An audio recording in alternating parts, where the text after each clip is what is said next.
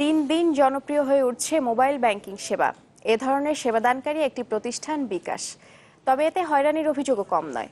ভুয়া খুদে বার্তায় অহরহ টাকা হারাচ্ছেন অনেকেই।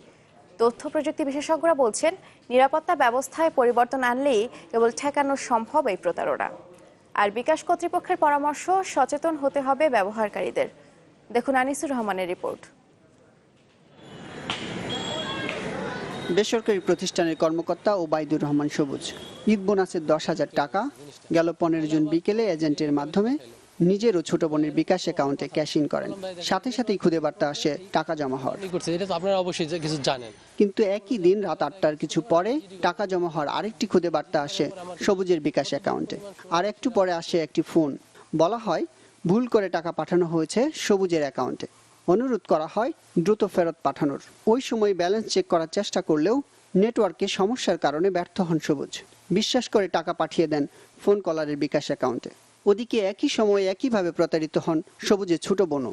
5,400 টাকার কোনো মেসেজ আসছে, তো আমি বলছি যে আমি চেক করছি একটু পরে যে হ্যাঁ আসছে। তো উনি আমার ফোন দিয়ে বলছে যদি হয় তা আপনি এই টাকাটা পাঠাই দেন, এটা হচ্ছে ঢাকা মেডিকেলে যাবে। জিডি করবো বললাম, জি ঠিক আছে জিডি করলাম। জিডি করার পর আমার কি কত দূর পরিমাণ সুরাহ সেটা আমি বুঝতে পারতেছি না। পরে বললো যে ভাই জিডি করার পর আমি বড় যে এই তারে সিমটা লক করে দেবো। বিকাশ লেনদেনে এভাবে প্রতারিত হওয়ার অভিযোগ করছেন গ্রাহকরা, যার ভুক্তভোগী খোদ এজেন্টরাও। আমি তো বুঝার কোনো সিস্টেমই নাই। ট্রেড অফিসের নাম্বারটা কল আসছে, আমরা যার নাম্বারে টাকা পাঠাই, টাকা দিলে বিকাশওয়ালা টাকা দিয়ে আমারে সেই নাম্বারে ওদের কল আসছে। বিকাশওয়ালার যে আছে পার্সোনাল নাম্বার ইউজ করে পার্সোনাল নাম্বার দিয়ে কল আসছে। অ্যাকাউন্ট নাম্বার বলে দেয়, ব্যালেন্স কত আছে এগুলো বলে দিলে ওরা আবার নাম্বার ডায়াল করতে বলে যে আপনি এইভাবে ডায়াল করলে আমাদের কমিশন বাড়ানো হয়েছে, মানে অফিসের কথা বলে ইয়া করে। তো এইভাবে ডায়াল করলে দেখা যায় মানে টাকা যাতে সব চলে যায় ব্যালেন্স থেকে।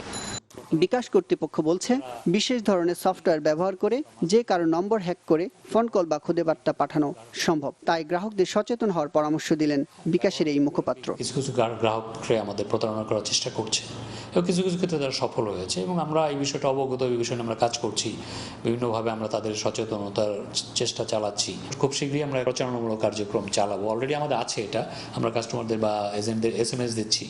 গ্রাহকরা মনে করেন অ্যাকাউন্ট বাড়াতে প্রচারণা থাকলেও জালিয়াতি বন্ধে বিকাশে নেই তেমন কোনো উদ্যোগ। আর একজন তথ্য প্রযুক্তি বিশেষজ্ঞ বলছেন প্রতারণা হ্রাস টানতে বিকাশ দায় এড়াতে পারে না। জনগণকে কিন্তু সিকিউরিটি দিয়েই এই বিজনেসটা শুরু করেছে। বিকাশ কিন্তু বলেছে যে তোমার টাকা নিশ্চয়তা আমি দিচ্ছি, টাকা পৌঁছাই দেবো, তার বিনিময়ে কমিশন দেবো। কাজে এটা বিকাশের দায়িত্ব যে কোনো মূল্যে হোক এই টাকা সিকিউরিটি সংরক্ষণ করা।